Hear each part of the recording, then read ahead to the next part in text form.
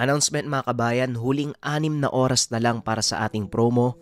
Sa lahat ng gustong humabol, nasa comment section ang link. Maraming salamat.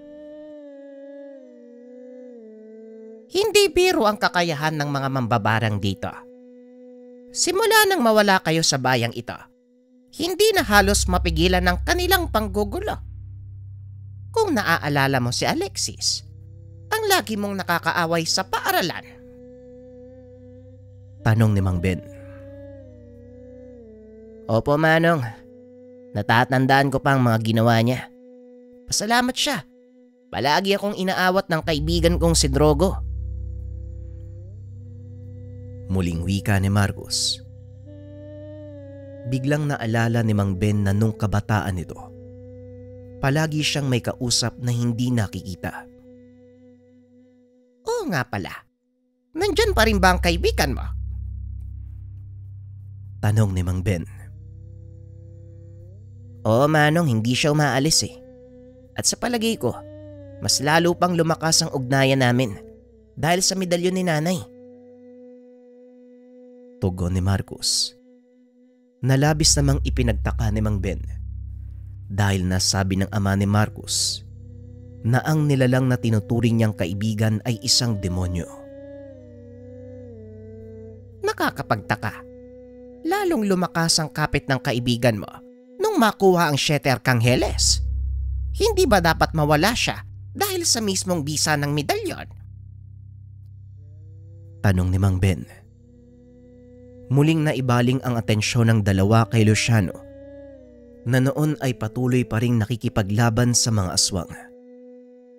Taliwas sa kakayahan ni Marcos, pisikal na atake ang taglay na abilidad ni Luciano gamit ang ilang mga mutsyang nakalap nito at mga buhay na salitang natutunan mula sa ama ni Marcos. Sa susunod na araw na natin pag-usapan ang tungkol sa kaibigan ko. Mukhang kailangan ng tulong ni Mang Luciano. Wika ni Marcos. Akmang hahakbang na ito palabas ng tahanan nang bigla namang lumingon si Luciano. Huwag kang makikialam, Marcos. Laban ko to. Biglang natigilan si Marcos. Napangiti. Hindi kinakailangan ni Luciano ang kanyang tulong. Tila natutuwa pa ito habang nakikipaglaban.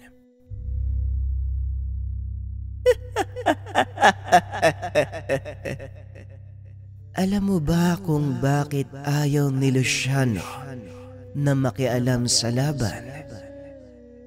Yun ay sa kadahilanan ang mga nilalang na yan ang pumatay sa kanyang mga magulang. Wika ni Drogo. Kaagad din itong naglaho. Doon pa lamang naunawaan ni Marcos ang dahilan. Minsang naikwento ni Luciano ang tungkol sa kanyang mga magulang at kung paanong namatay ang mga ito. Ngayon naiintindihan ko na kung bakit galit na galit si Mang Luciano sa mga aswang. Hinayaan niya itong makipaglaban hanggang sa tuluyan niyang napabagsak ang nilalang. Hinawakan niya ito sa pakpak at buong lakas na hinila. Napasigaw ang nilalang dahil nabali ang mga buto nito sa likuran sa ginawang paghatak ni Luciano sa pakpak. Matapos ay hinawakan nito ang ulo ng aswang. Buong lakas na pinihit hanggang sa malagutan ng hininga. Pwe, yan ang nararapat sa inyo. Wala kayong karapatang mabuhay sa mundong to. Wika ni Luciano habang naglalakad palayo sa bangkay ng kalabang aswang. Nang makalapit na ito sa kinakatayuan ni Marcos, kaagad itong kinansyawan ng binata. Hindi halatang galit na galit ka sa mga aswang ah. Kulang na lang, ipagiling mo yung katawan eh. Wika ni Marcos. Kulang pa nga ang ginawa ko sa kanya eh. Huwag lang sila magpapakita uli dito. Dahil sa susunod, hindi lang yan ang aabutin nila. Wika ni Luciano at napangiti na lang si Marcus dahil ramdam nito ang matinding galit sa mga aswang ng kaibigan.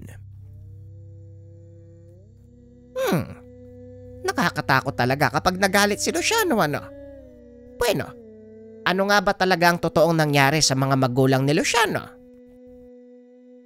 Wala rin po akong alam sa totoong nangyari. Ang natatandaan ko lang, nasa bahay na si Manong Luciano nung magkaisip ako. Kaya pasensya na po kayo kung talagang wala akong maisagot sa tanong nyo. Siguro, si Manong Luciano na lang ang tanongin nyo. Wika ni Marcus. Hinayaan na lang ito ng matanda. Sa isip nito, mas makakabuti kung mananatiling lihim ang mga nangyari sa buhay ni Luciano. Matapos ang kaganapan ay nagpahinga na ang pangkat. Sunod-sunod din ang naging pagsubok nila simula nang dumating sa bayan. At dahil sa mga nangyari, naging laganap na sa lahat ang kaalamang muli nang nagbalik si Marcus at Luciano sa bayan. Para makaiwas sa gulo, iminungkahi ni Luciano sa binata na umalis na lang sa lugar. Total nakuha na natin ang pakay dito sa bayan. Bakit hindi na lang tayo bumalik sa syudad? Lalo lang gugulo ang lahat kung mananatili tayo dito. Wika ni Luciano. Mas lalo kung nagkakaroon ng dahilan para manatili sa lugar na to. Hindi ko pwedeng hayaang maghari-harian ng mga masasamang elemento dito. Lalo pat malayo si tatay. Ako lang maaaring makapigil sa kanila. Tugon ni Marcus. Napagtanto ni Luciano na tama ang sinabi ng binata. Walang ibang makakapigil sa mga masasamang elementong naglipana sa lugar. Simula nang mawala sila ng kanyang ama. Kung yan ang pasya mo, alam mong nasa tabi mo lang ako. Hindi ko rin maaaring talikuran ng pamilyang umaruga sa akin. Ngayon, anong plano mo? Tanong ni Luciano. Malaki ang utang na loob nito sa ama ni Marcus, kaya hindi nito magawang iwanan ang binata. Sa ngayon, kailangan muna nating makiramdam dahil hindi ko alam kung sino mga makakalaban natin. Malinaw na ang grupo ni Emo ang isa sa mga yon, pero hindi silang dapat kong alalahanin. Tugon ni Marcus. Tama ka. Hindi nga si Emo ang dapat mong alalahanin. Ngunit isa siya sa maaaring maging tinik sa daan mo kung sakali. Ang mabuti pa, tanungin muna natin si Manong Ben. Siguro naman, alam niya kung sino ang mga maaari mong makalaban. Wika ni Luciano. Kinabukasan ay kinausap ng mga ito si Mang Ben. Hindi naman nag-atubiling magsalita ang matanda. Itinuro nito ang isa sa mga mabigat nilang makakalaban. Hindi makapaniwala si Marcus sa mga narinig mula dito. Hindi malinaw kung sinong mga personalidad ang maaari mong kalabanin dito, Marcos. Marami sila eh. Iilan lang ang mga mambabarang. At sa palagay ko, hindi sila ang dapat mong alalahanin kung hindi ang taong nagngangalang Luchibar. Wika ng matanda. Pamilyar kay Marcus ang pangalang iyon. Ngunit ni minsan ay hindi pa niya ito nakakarap. Narinig ko na yung pangalan ng taong yan noon eh. Pero ni minsan, hindi ko pa siya nakakarap ng personal. Ang alam ko, nagkaharap sila ni tatay noon eh. Pero hindi ko alam ang totoong dahilan. Tugon ni Marcus. Pinaliwanag naman ni Mang Ben ang lahat tungkol kay Luchibar. Ayon dito, isang batikang espiritista na nakipagkasundo sa demonyo. Simula nang mapabalita ang tungkol sa ginawa nito, hindi na muling nakita pa si Luchibar sa kanilang bayan. Ngunit naging sunod-sunod ang pagkawala ng mga kababaihan sa kanilang lugar. Natatandaan ko ang pangyayaring yan. Ito ang dahilan kung bakit sila nagkasagupaan ng iyong ama, Marcus. Wika ni Luciano at ayon pa dito, minsan na siyang natalo ni Rodrigo.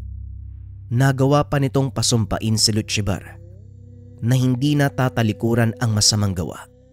Naipangako na nito ang sarili sa demonyo. Hindi na mapipigilan pa ang sariling gumawa ng masama.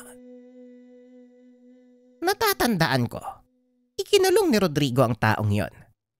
At isa sa mga nagbantay ang ama ni Emong. Maaari niyo siyang kausapin tungkol sa bagay na ito at paniguradong marami kayong makukuwang impormasyon. Wika ni Manong Ben.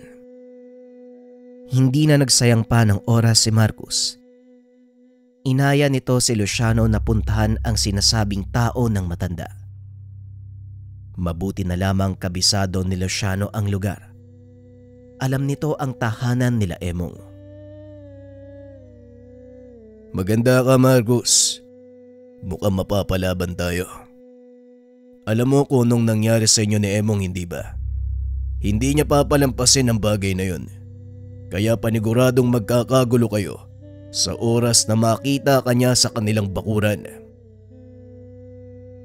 Wika ni Luciano. Alam ko, Manong. Kaya nga kita sinama eh. Wala din akong balak patulan pa si Emong. Iba ang pakay natin sa pagpunta. Kaya sana lang huwag siyang gagawa ng eksena. Pag-uusap ng dalawa. Habang papunta sa tahanan nila Emong.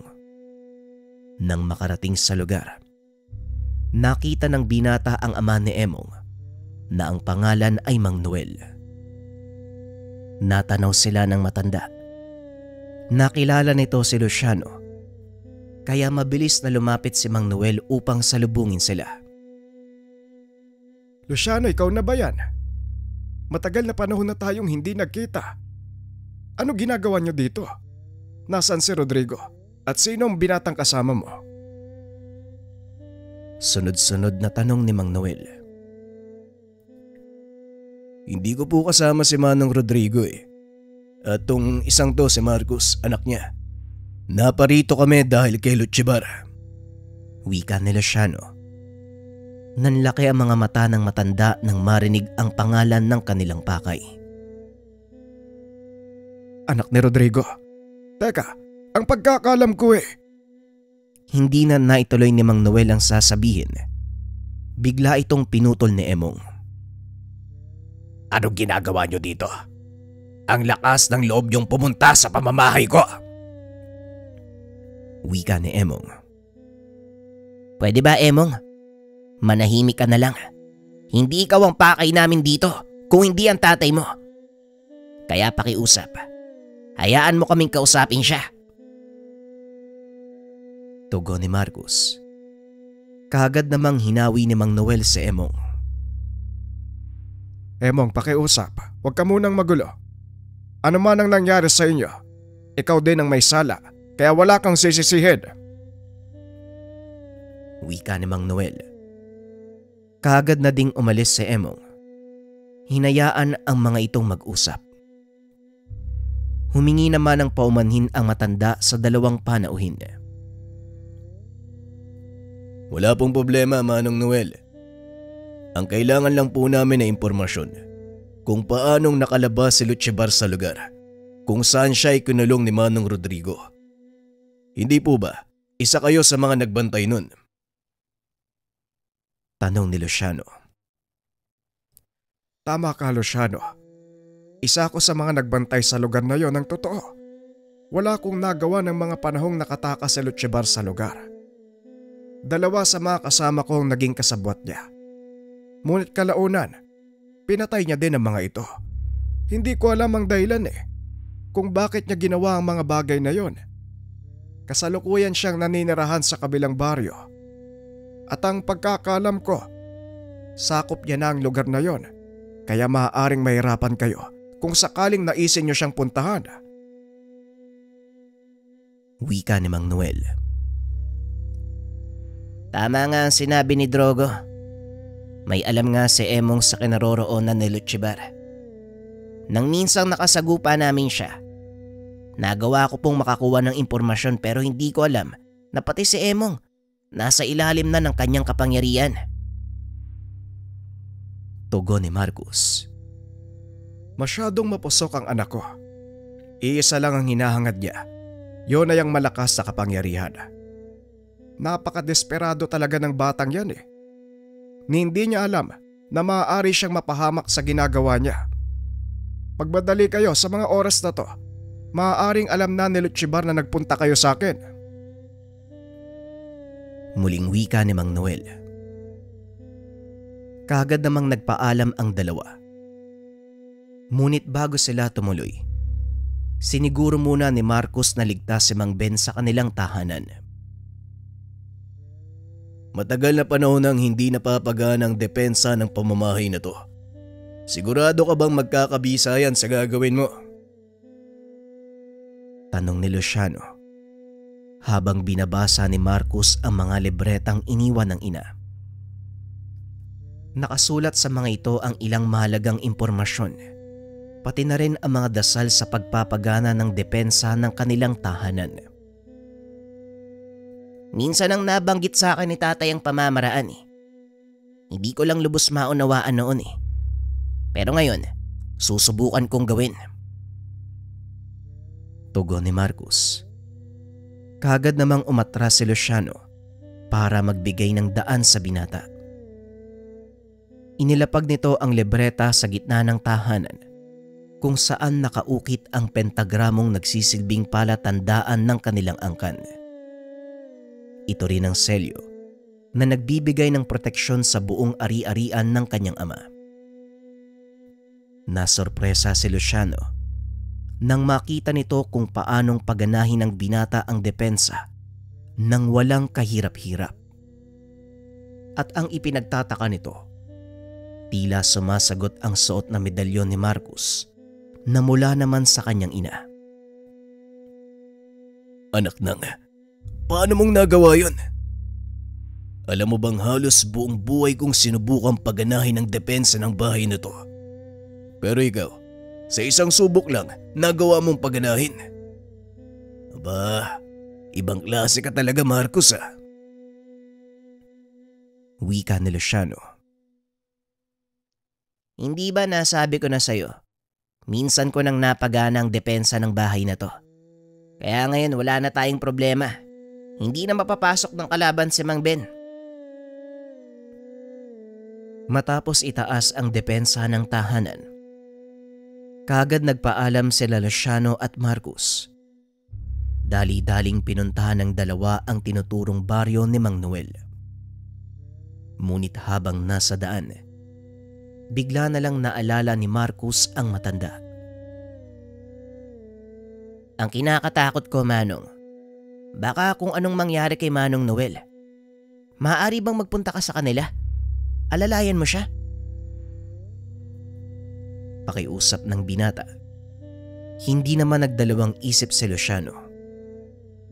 O sige, sa oras na masigurado kong ligtas na si Mang Noel, susunod ako sa kinaroroonan mo.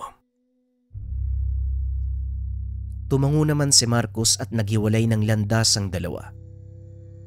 Mabuti na lang, nagawang abutan ni Luciano si Mang Noel na noon ay papaalis na papuntang bayan. Sinabihan niya itong manatili sa tahanan dahil maaaring mapanganib kung mamataan siya ng pangkat ni Lutchibar, lalo pat alam na ng mga ito na siya ang nagturo ng kinaroroonan ng kanilang kuta. Mangyari pong manatili na lang po muna kayo dito sa inyong tahanan. Naatasan po ko ni Marcus na pakiusapan kayo dahil maaaring nasa panganib na din ang buhay niyo sa mga sandaling ito.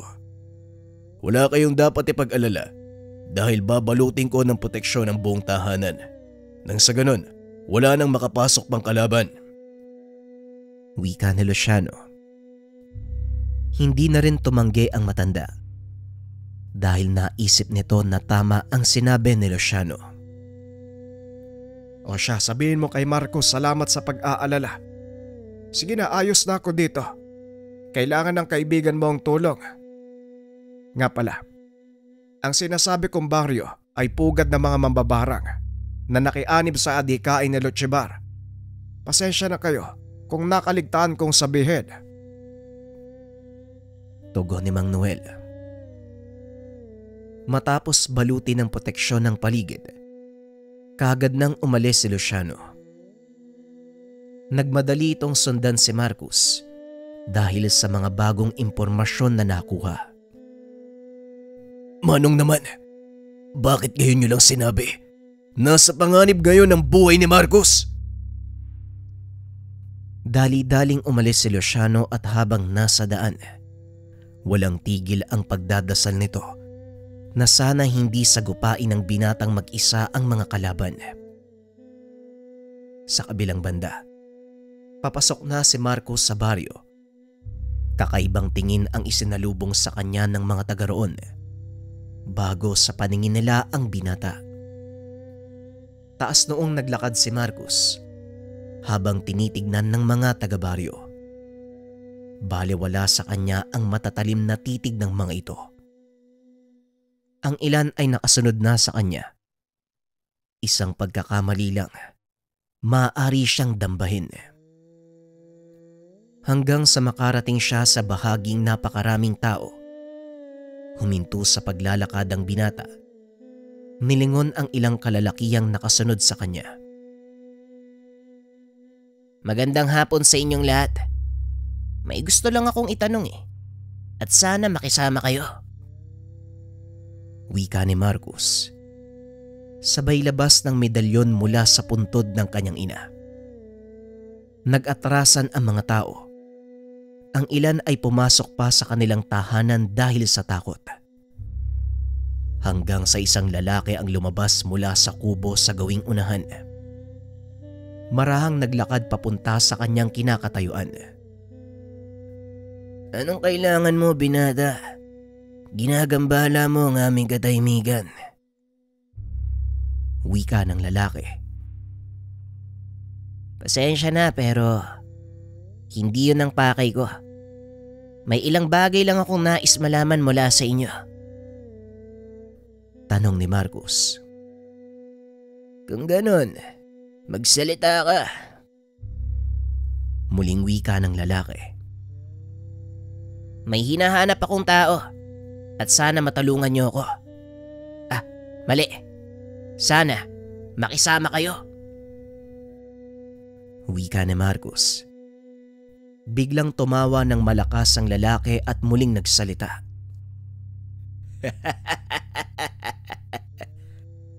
Alam mo ba kung nasan ka, binata? Mukhang naliligaw ka yata. Hindi mo ba alam kung ano ang mga taong nakatira dito? Tugon ng lalaki. Napakunot ng noo si Marcos. Gumante ng tawa. Hindi. Wala akong pakialam kung sino kayo. Ngayon sagutin mo ang tanong ko. Kung ayaw mong ubusin ko kayong lahat. Wika ni Marcos. Ayos lakas ng loob mo. Nangangahulugan na wala kang ideya kung ano ang pinasok mo. Ngayon kung ayaw mong samain, humingi ka ng tawad sa panggagambala mo sa aming katahimikan bago pa magbago ang isip na mga kasama ko at hindi ka na makalabas ng buhay dito. Tugon ni Omar. Kaagad namang naglabasan ang ilan sa mga kalalakian. Meron silang hawak na itak. Kanya-kanyang bulong ng tigalpo ang mga ito at ihip sa kanilang palad. Napangiti naman si Marcos. Sinasabayan pa ang pag-uusal ng ilan. Kagaya ng sinabi ko, hindi pang gagambala ang sadya ko sa lugar na to. May hinahanap lang akong tao At alam kong kilala niyo siya. Kaya hanggat kaya ko pang magpigil at makiusap sa inyo, makisama na lang kayo. Bahagya nang tumataas ang boses ni Marcos. Dito na nagalit ang ilan sa mga kalalakian. Sumugod ang mga ito papunta sa kanya. Isang malakas sa suntok sa lupa ang binitawan ni Marcus, dahilan para tumilapon pabalik ang mga kalaban. Tumayo ang binata, sabay ihip sa kanyang kamao. Ngayon, para sa una kong katanungan, dito ba naninirahan si Lutchibar? Wika ni Marcus. Nagkatinginan ang mga tao.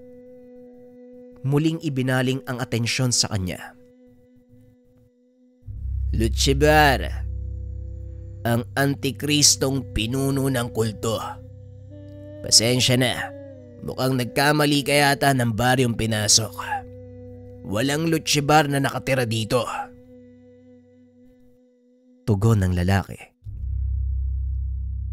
Ang tagal na nating nag-uusap, pero hindi mo pa sinasabi ang pangalan mo. Pwes, ako na ang unang magpapakilala. Ako nga pala si... Marcus! Itigil mo yan! Hindi mo sila kalaban! Biglang natigilan si Marcus nang marinig ang boses ni Luciano mula sa malayo. Umatras ang mga kalalakian nang mapagtanto kung sino ang paparating. Hindi ba ito yung baryong sinasabi ni Mang Noel? Teka, sino naman tong kasama mo? Tanong ng binata nang makitang may hila-hilang tao si Luciano. Isa sa mga espiya ni Lutchibar ang taong to. Nahuli ko siya habang papunta ako dito. Nakabuntot sa akin eh. Naloko tayo ni Mang Noel. Hindi ito ang baryo kung nasaan si Lutchibar. Ang katotohanan, wala ngang kaalam-alam ang mga tao dito tungkol sa kanya. Nako, sana lang hindi ka pa nakakagawa ng bagay na pagsisisihan mo. Pagpapaliwanag ni Luciano. Hindi pa naman, Luciano. Maligayang pagbabalik sa'yo ha. Mabuti na lang dumating ka. Kundi mukhang magkakagulo at siguradong may mapapagalitan ng kanyang ama. Wika ni Omar. Teka sandali nga. Magkakilala kayong dalawa? Tanong ni Marcus. Kagad naman itong inakbayan ni Luciano.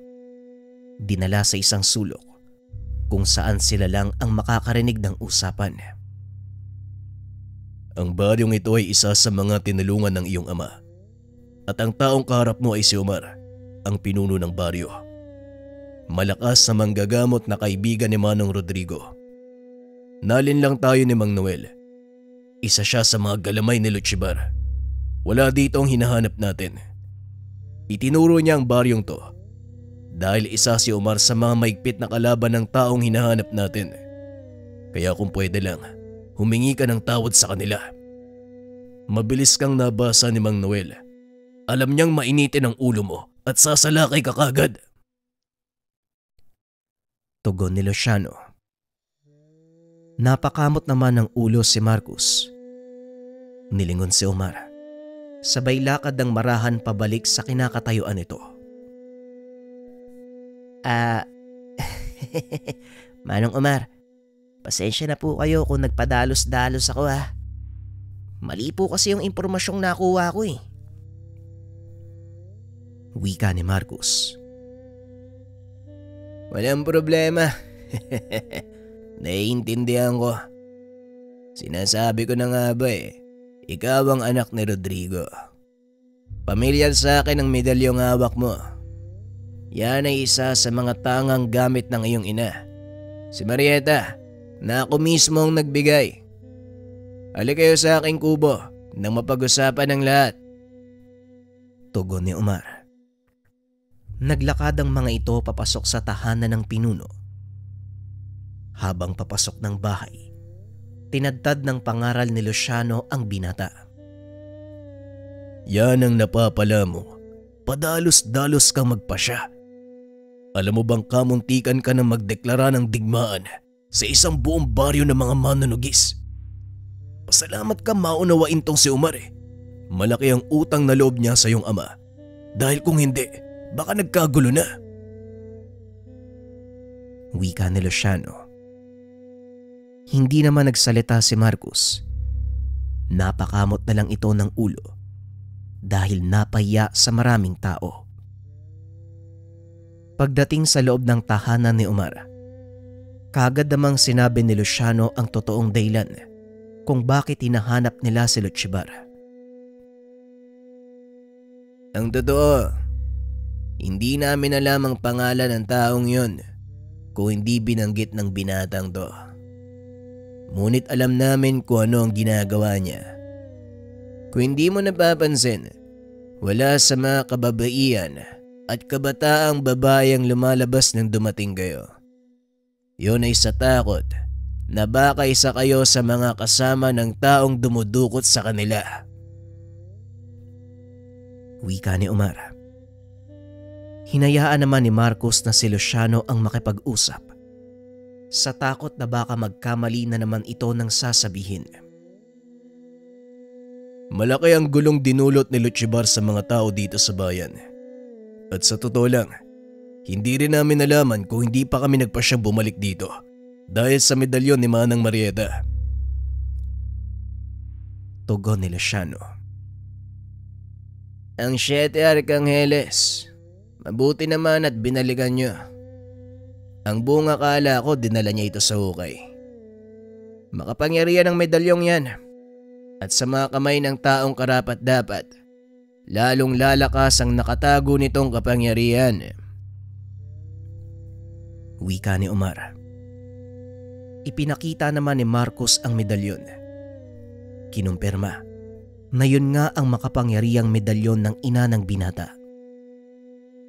Ayon din kay Omar, ipinagkaloob niya ang medalyong ito kay Marieta bilang proteksyon.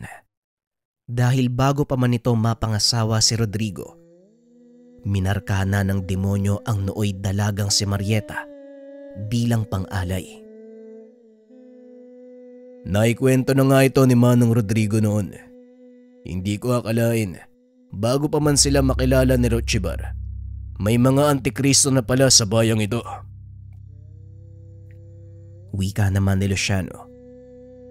Patuloy lang na nakinig si Marcos sa usapan ng dalawa dahil alam niyang may makukuha siyang impormasyon tungkol sa totoong nangyari sa kanyang ina. Hindi lang basta naging alay si Marieta. Isa siyang espesyal na babae dahil sa kakayahan niyang maging tulay ng magkabilang mundo na alam kong minana na nag-iisang anak na lalaki. Nakatakdang ikasal si Marieta sa isang demonyong nagkatawang tao. Sa tulong ni Rodrigo, nailigtas siya sa tiyak na kapahamakan, napigilan ang kamuntikang pagkagunaw ng mundo. Wika ni Omar. Nanlaki ang mga mata ni Marcos dahil hindi nito lubos akalain. Ganun pala kalaki ang papel na ginagampanan ng hawak niyang medalyon.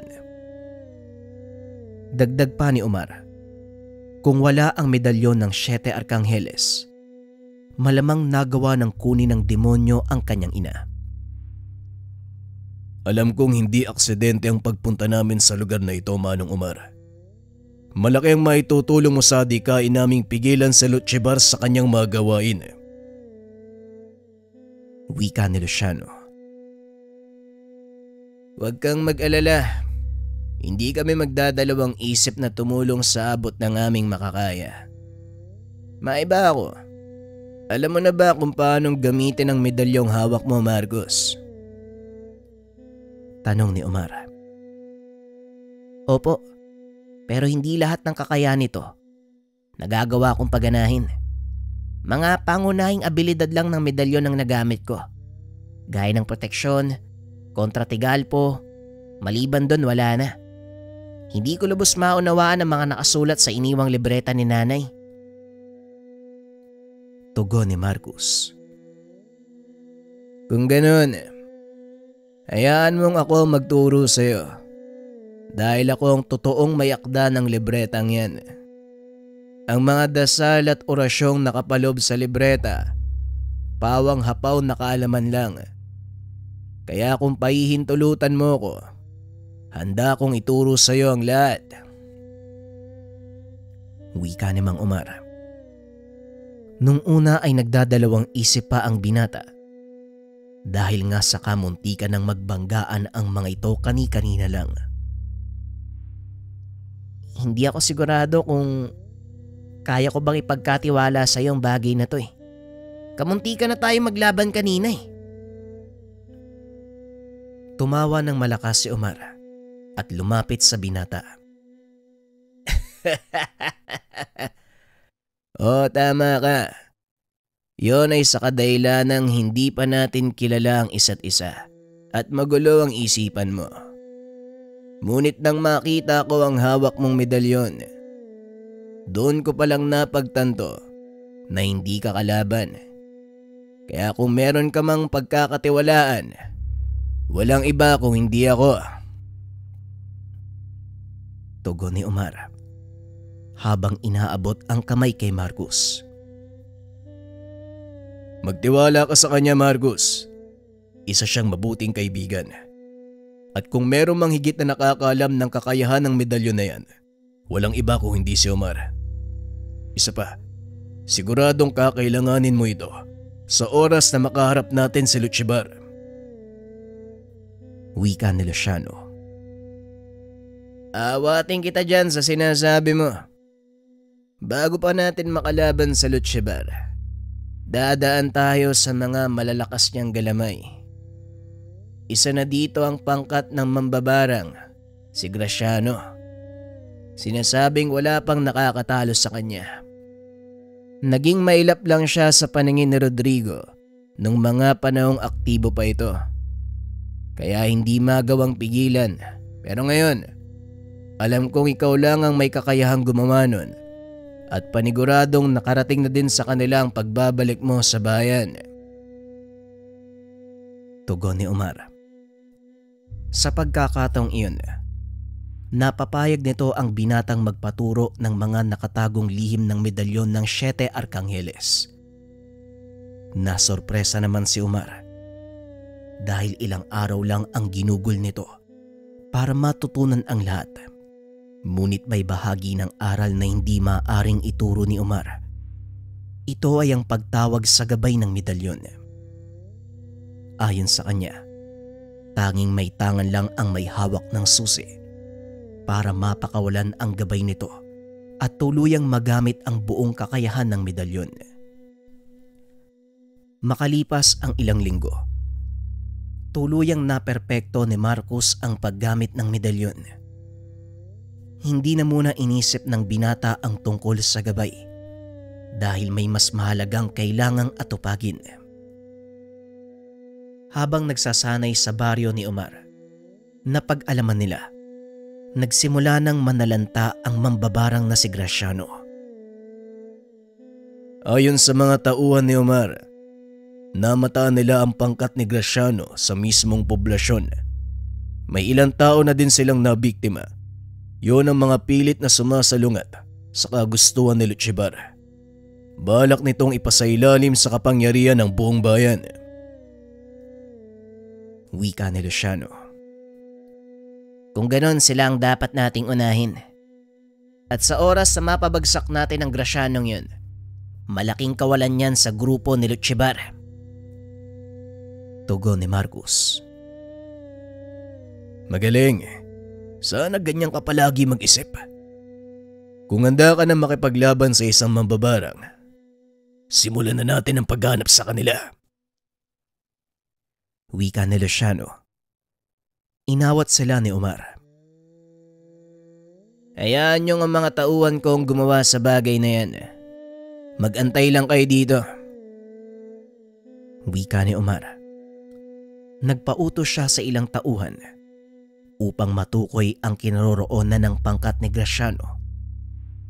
Kinabukasan, kagad silang nakatanggap ng balita. Isa sa mga biktima ni Graciano ang lumapit sa mga kasamaan ko. Alam kong matutunton nyo sila sa pamamagitan ng taong yun. Kaya puntahan na natin bago pa mahuli ang lahat. Wika ni Umar. Dali-daling lumakad ang grupo para puntahan ang sinasabing tao.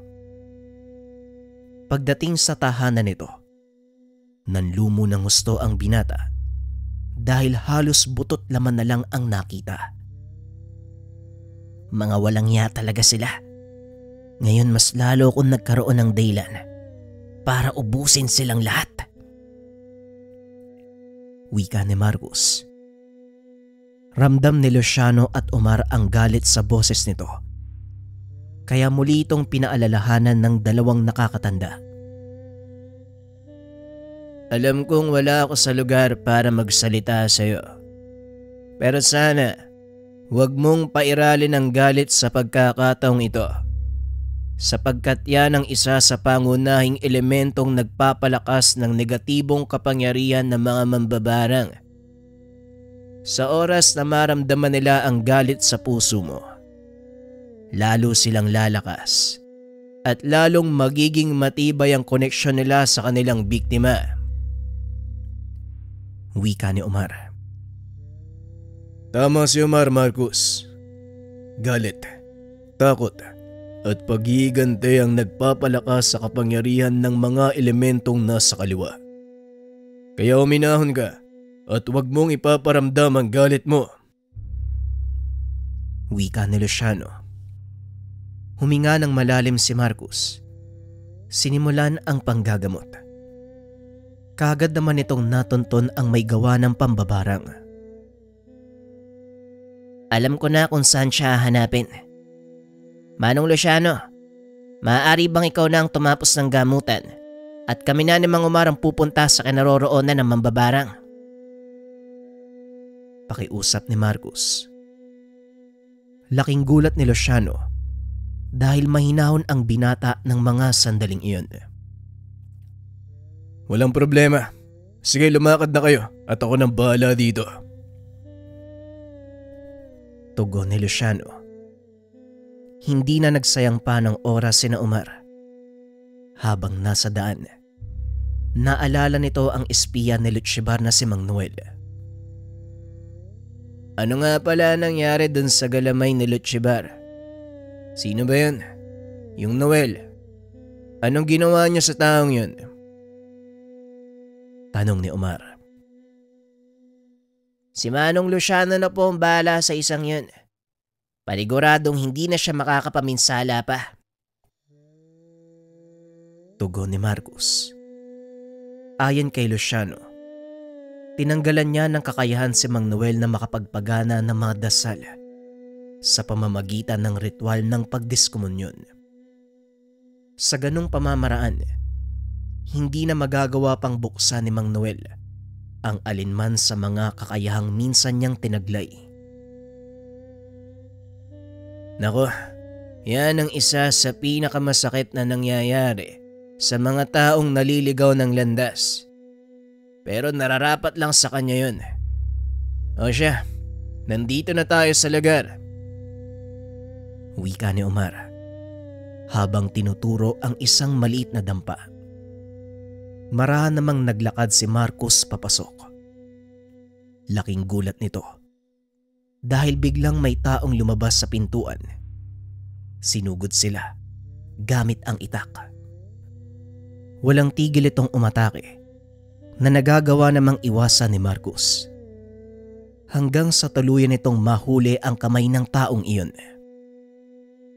Walang iya ka. Talagang pinapatunayan mo lang sa akin na hindi ka karapat dapat buhayin. Wika ni Marcos habang pinipilipit ang kamay nito, dahilan para mabitawan ng lalaki ang itak. Hindi niyo malalaman yung kinaroroonan ni Graciano. At kung sakali mang matuntun niyo siya, wala din kayong panama sa kapangyarihan ng taong yun. Wika ng lalaki. Huwag kang mag-alala. Dahil hindi naman yun ang pinunta ko dito kung hindi ikaw. Alam ko na kung nasan si Graciano. Kaya hindi mo na kailangan magsayang pa ng laway para sabihin sa akin ang mga bagay na yan. Wika ni Marcos sabay dampot ng itak. Pinugutan ng ulo ang mambabarang. Ngayon naman, puntahan na natin si Graciano. Siguradong hindi niya inaasahan ang pagdating mo. Wika ni Omar. At sa hindi kalayuan, sa tahanan ng mangbabarang, natunto nila ang lugar ni Graciano. Gaya ng sinabi nito, hindi nga inaasahan ng pangkat ni Graciano ang pagdating ni Marcos. Biglang nagpulasan ang ilan sa mga tauhan nito nang maramdaman ang paparating na puwersa. Ngunit hindi na nagawa pang makalayo ng mga ito dahil sa tigalpong ibinato ni Omar. Kagad na pinasok ni Marcos ang tahanan. Tumambad sa kanya ang isang lalaki, kampanting nakaupo sa sahig.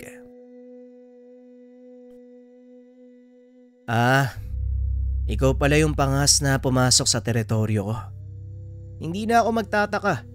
Kasama mo yung manonugis na yan. Siguro, isa ka lang din sa mga baguhan na nagnanais na talunin ako. Pero wag ka na mag-aksaya ng panahon. Hanggat hindi na nito natuloy ang sasabihin, pinutol ito ni Marcos. Pwede ba? Ilang beses ko nang narinig yung mga katagang yan eh. Tumayo ka at harapin ako kung talagang totoong sinasabi nilang malakas ka. Wika ni Marcos.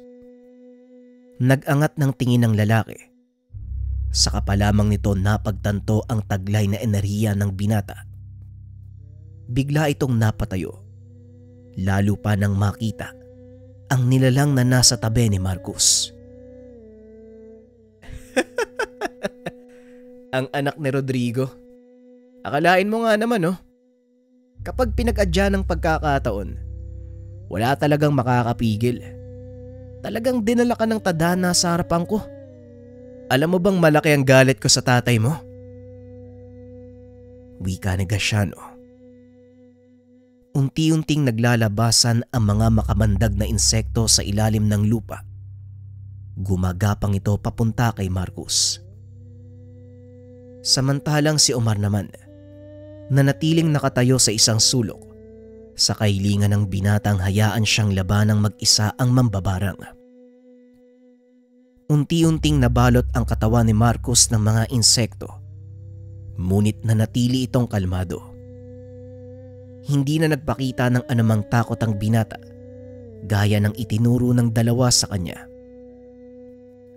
Laking pagtataka ni Graciano dahil hindi gumagana kay Marcos ang mga orasyong ibinabato para pasunurin ang mga alagang insekto. Ngayon masasaksihan mo ang buong kapangyarihan ng 7 Arkangeles. Kung noon, nagawa mong makaligtas sa kamay ni Rodrigo, pero sa pagkakataong ito, mukhang matatapos na ang karera mo sa kamay ng anak niya. Wika ni Omar. Wala pang nakaligtas sa sumpang ibinigay ko. At kahit ang binatang to, hindi makakaligtas. Tugon ni Graciano. Unti-unting nagbabagsakan ang mga alagang insekto mula sa katawan ni Marcos. Nanlaki ang mga mata nito nang makitang wala ni isang galos ang katawan ni Marcos. Anong nangyari? Bakit hindi ko man lang naramdaman ang sinasabi mong lakas? Asan yung pinagmamayabang mong kapangyarihan na mula kay Lutchebar? Mukhang nasayang lang ang pagsunod mo sa mga utos niya. Hindi ko man lang naambunan ng totoong kapangyarihan. Alam mo, nakakapanghinayang lahat ng pagod sa pagpunta ko dito. Tapos, ito lang pala yung madadatnan ko? Tugon ni Marcos habang pinapagpag ang mga insekto na nakakapit sa kanyang katawan. Bigla itong nagbitaw ng tigalpo, dahilan para matupok ang mga insekto. Sa kumpas ng kamay ni Marcos, biglang tumilapon sa malayo si Graciano. Akmang babangon pa sana ito nang biglang matanaw ang nilalang na nakatayo sa likod ng binata. Nakatayo na ito sa harapan niya habang nakangisi ng nakakaloko. Biglang nakaramdam ng matinding takot ang mambabarang. Takot na tanging nararamdaman ng taong nasa bingit ng kamatayan.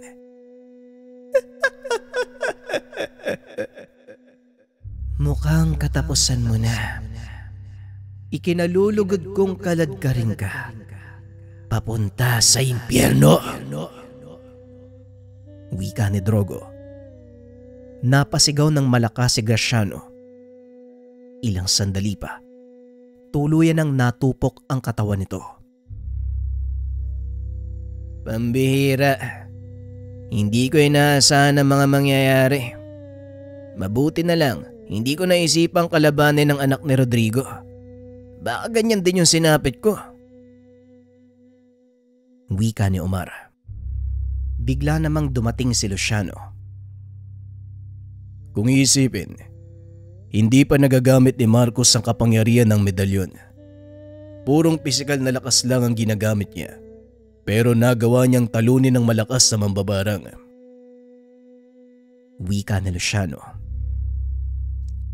Isang bagay pa ang nakita ko at hindi ako makapaniwala. Napapaisip tuloy ako, panig ba talaga ng kabutihan yan?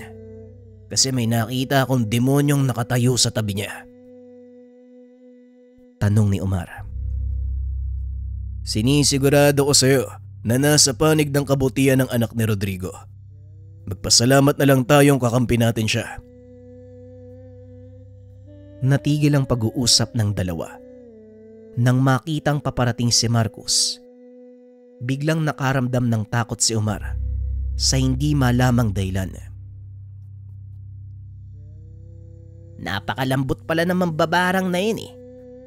Akala ko pagpapawisa. Bigla itong nawalan ng malay. Dali-dali itong sinalo ni Luciano. Nagulat nang makita ang kagat ng insekto sa gawing batok ng binata. Kagat yan ng balingayaw. Isa sa pinakamakamandag na gagamba sa buong mundo. Wala tong sinasanto. Kahit may kaalaman ka sa lihim na karunungan, kaya kang tabla ng kamandag nito. Bilisan mo. Kailangan natin siyang maiuwi sa bahay. Dali-daling binuhat ni Omar ang binata. Mabilis na umuwi ng tahanan. Pagkarating doon, nilapatan ng paunang lunas ang kagat ng balingayaw. Kakailanganin natin ng sungay ng babaeng usa at ilang ugat ng tuble para kontrahin ang kamandag. Mabilis namang kumilos ang mga kasamahan ni Omar. Laking pasasalamat ni Luciano dahil nasa paligid lang ang kailangan nila. Anong mangyayari sa kanya kung sakaling hindi naagapan? Tanong ni Luciano. Maaari niya itong ikamatay. Mabuti na lang, hindi pa gaanong kumalat ang kamandag sa katawan niya. Ngunit kahit magamot natin ang kagat, mananatili siyang tulog sa loob ng ilang araw. Ito ang epekto ng sungay ng babaeng usa sa taong may kaalaman sa lihim na karunungan. Pansamantala nitong papahintuin ng daloy ng enerhiya sa kanyang katawan. Pero wala kang dapat ipag-alala. Sa loob ng ilang araw, manunumbalik ang dati niyang lakas at ang kagandahan pa nito.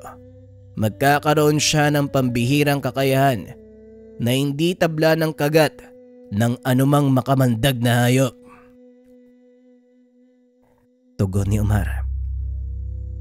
Ilang sandali pa ay nagawa ng lapatan ng gamot ang kamandag. Laking gulat ni Luciano dahil lumabas sa mismong sugat ang lason ng kagat ng balingayaw. Sa pagkakatanda ko, ito ang unang beses na nakagat ng makamandag na insekto si Marcos. Kaya siguro nagkaganyan siya. Hayop talaga yung Graciano na yun, ano? Wika ni Luciano. May mas malaki pa tayong problema. Paniguradong nakarating na kay Lutseban ang nangyari. Hindi ito mag-aaksaya ng panahong sumalakay Lalo na kung malalaman niyang walang malay si Marcos.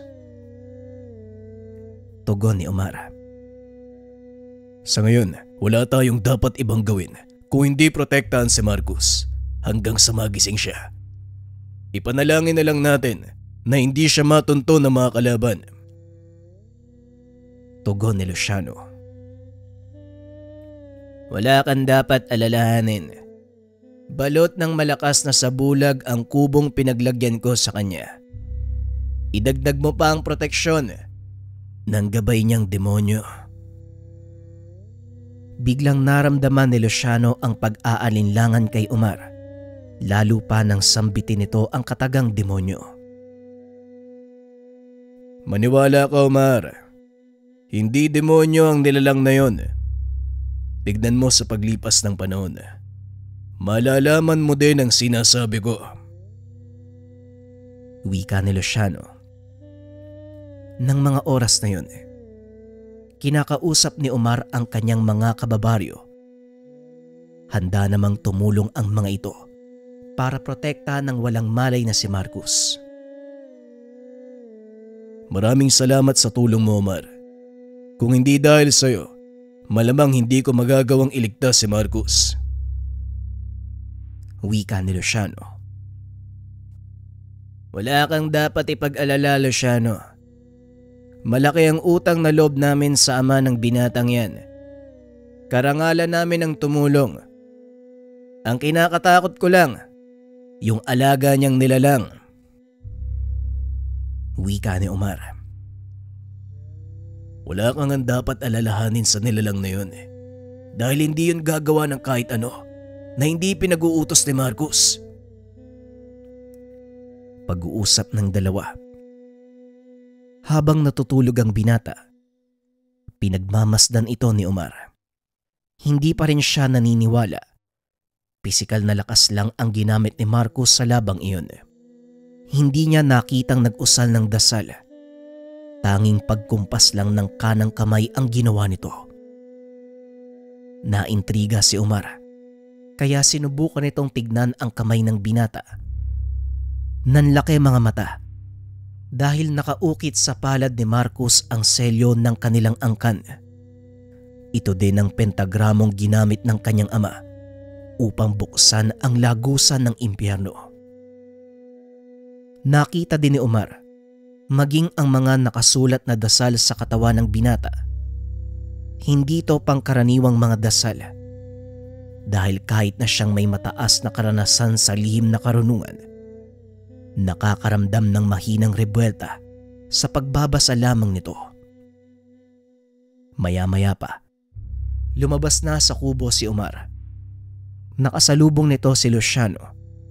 Kaagad na kinausap ang panauhin. Hindi mo sinabing kargado ng mga pandigmang dasal ang katawan ng batang yan. Kaya naman pala. Ngayon nasagot na ang katanungan ko kung paano niyang natalo si Graciano ng walang kahirap-hirap. Wika ni Omar. Sasabihin ko pa lang sana sa'yo kaso natuklasan mo na. O ngayon, naniniwala ka nang wala kang dapat ipag-alala? Tanong ni Luciano. Oo, naniniwala na ako. Kaya naman pala nagagawa niyang pasunurin ang demonyong yun. Pag-uusap ng dalawa. Hindi pa rin mawala sa isip ni Omar ang gabay ni Marcos. Kaya para manahimik na ito, pinaliwanag niya ang totoong pinagmula ni Drogo. Ayon kay Omar, walang ibang nakakakita sa nilalang. Nung bata si Marcos, inakala nilang imahinasyon lang nito ang kaibigan. Ngunit laking gulat ng mga magulang ni Marcos dahil binigyan niya ito ng pangalan. Alam mo naman ang batas ng kabilang dimensyon, hindi ba? Sa oras na bigyan ka ng isang mortal na may kapangyarihan ng isang nilalang mula sa kabilang mundo, nagiging tagasunod niya ito at habang buhay mananatili sa kanyang tabi. Wika ni Luciano. Oo, alam ko yan. Pero ang hindi ko maipaliwanag kung bakit at paano niyang napapasunod ang nilalang na mula sa impyerno. Tanong ni Omar. Ang totoo hindi ko rin alam, pero palagi kong naririnig si Marcus. Sinasabi niya ang mga kataga, "Oo, ikaw ang mag-aani ng kaluluwa ko." Muli mga kabayan, last 6 hours na lang ng ating promo kaya habol na kayo. Maraming salamat.